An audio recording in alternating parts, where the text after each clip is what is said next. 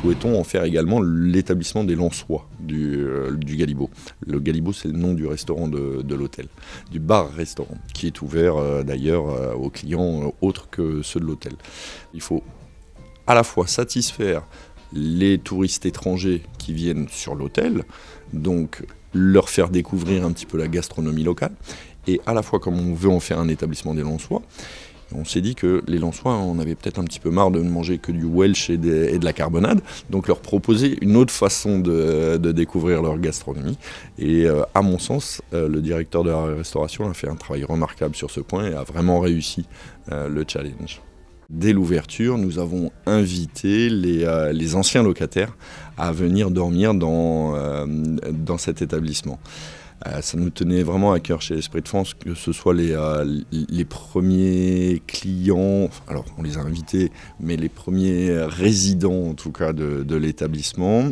On a cherché à les loger dans les chambres où ils habitaient avant, au maximum du possible. Et du coup, ça a été très très émouvant pour eux de revenir sur les lieux et de voir ce que leur maison est devenue après 2 ans de travaux. Et ils étaient très très fiers de voir ce que c'était devenu. Donc c'était vraiment un beau moment. Les autocars déposent les visiteurs au musée et puis ils les reprennent juste après la visite et ils les amènent dormir sur d'autres villes comme Lille, Arras, où il y a des structures d'hébergement qui répondent aux critères de confort d'aujourd'hui. Nous étions très très attendus et par le musée et par la ville, la mairie, et puis l'office du tourisme également.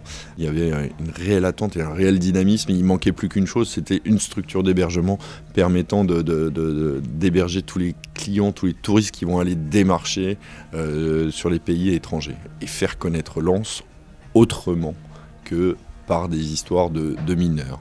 L'architecte d'intérieur Guillaume da Silva, qui est un amoureux du Nord, il est originaire de Roubaix, aime ce côté brut et cette dualité qu'il retrouve dans le Nord. Et il a cherché à l'exprimer aussi bien dans les couleurs, il a vraiment joué sur les contrastes, que sur les matériaux.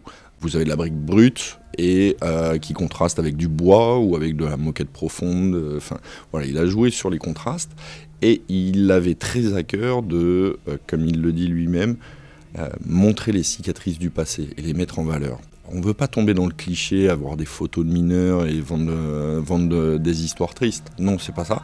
C'est vraiment souligner par pointillé l'histoire de ces lieux qui est assez incroyable.